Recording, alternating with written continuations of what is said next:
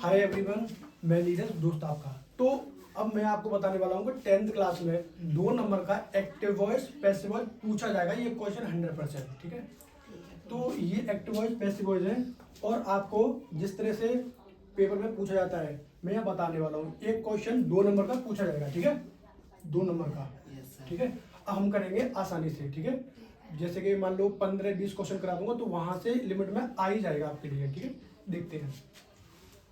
I am writing an ऐसे, ठीक है। तो ये प्रेजेंट कंटिन्यूअस में है और मैंने बताया था कि प्रेजेंट कंटिन्यूअस में होता है तो is being, are being, am being लगाते हैं, बताया था मैंने। देखो इसमें ऑब्जेक्ट है ये, ठीक है, और ये सब्जेक्ट है। तो सबसे पहले ऑब्जेक्ट लेंगे एन ऐसे, तो यहाँ लेंगे पैसिव एन ऐसे।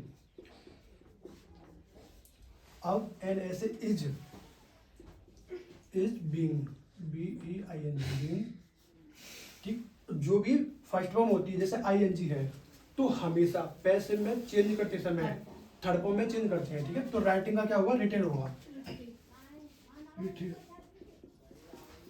रिटेन। और जैसे आई ये सब्जेक्ट है, यहाँ बदल के ऑब्जेक्ट में बदलेगा तो उससे पहले बाय लगाएंगे, बी बाय, बाय मी।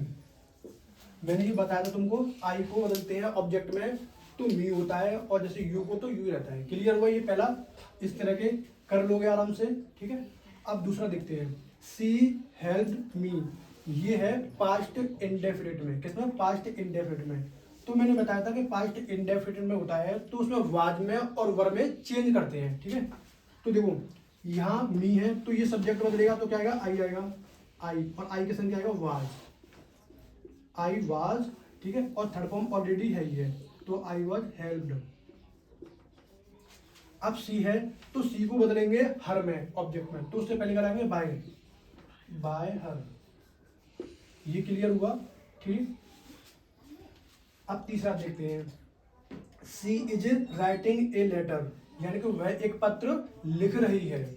तो ये क्या है, ये ऑब्जेक्ट है तो ऑब्जेक्ट को सबसे पहले बनाएंगे क्या, सब्जेक्ट, ठीक। तो ये ए लेटर। अब यहाँ लेटर भी क्या है, सिंगुलर है तो इज लेंगे, सिंगुलर इज। और प्रेजेंट कंटिन्यूअस में मैंने बताया था is being, are being, am being plus third form लगाते हैं, बताया था मैंने। अब देखो ए लेटर इज तो क्या लगाएंगे, being, B E I N, being. अब राइटिंग की थर्ड फॉर्म क्या होगी, written, W R I double T E, written. अब यहाँ क्या है, सी, सी सब्जेक्ट है लेकिन यहाँ ऑब्जेक्ट बदलेगा तो ऑब्जेक्ट बनाने से पहले क्या लगाते हैं, बी बाय, बाय लगाते हैं, तो ये बाय हर। ये क्लियर हुआ 2 नंबर का, ठीक है। Yes sir.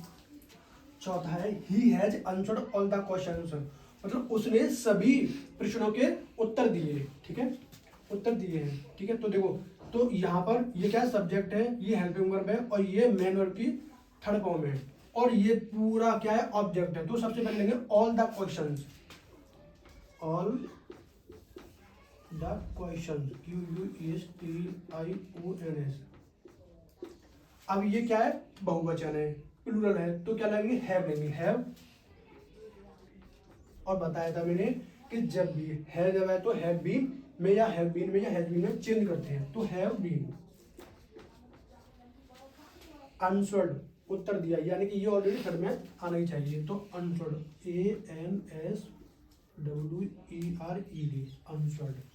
अब ही है तो ही को ऑब्जेक्ट क्या होगा, हिम, और हिम से पहले क्या लाएंगे, बाय लगाएंगे, ठीक। तो बाय हिम। मुझे लगता है कि ये समझ में आ गया होगा, है ना। Yes sir. अब देखते हैं, यू नो हिम वेल, तुम यू नो हिम वेल, तुम उसे अच्छी तरह से जानते हो, ठीक। तो देखो ये क्या हो गया, ये सब्जेक्ट हो गया और ये क्या है, मेन वर्ब की फर्स्ट फॉर्म हो गई और ये क्या है, ऑब्जेक्ट। ये ऑब्जेक्ट नहीं है, कहीं तुम इसको ऑब्जेक्ट समझो, ठीक है। तो ये ऑब्जेक्ट है, ऑब्जेक्ट को क्या बनाएंगे, सब्जेक्ट बनाएंगे, ठीक है। इसका पैसिव, हिम को ही लिया मैंने। अब यू नो वेल, तुम जानते हो, ये है प्रेजेंट इंडेफिनिट में, प्रेजेंट इंडेफिनिट को इज आर एम में चेंज करते हैं, ठीक है। तो ही इज। अब मेन वर्ब, मेन वर्ब की क्या होगी, थर्ड फॉर्म होगी, he is known, K N O W N, known. Clear हुआ यहाँ तक, ही इज नॉन, ठीक है।